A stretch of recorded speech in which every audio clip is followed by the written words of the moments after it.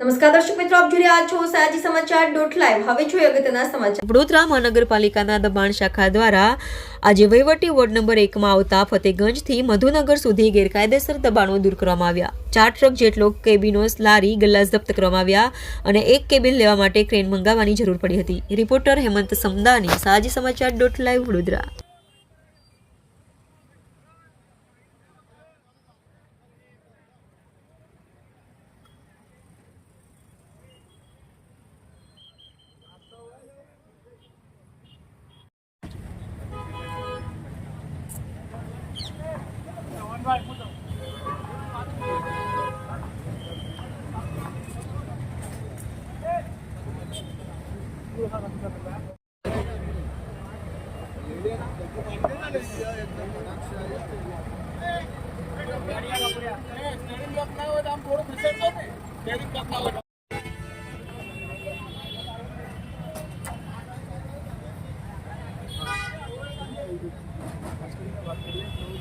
વડોદરા મહાનગરપાલિકાના કમિશનર દિલીપ રાણાના અધિકારી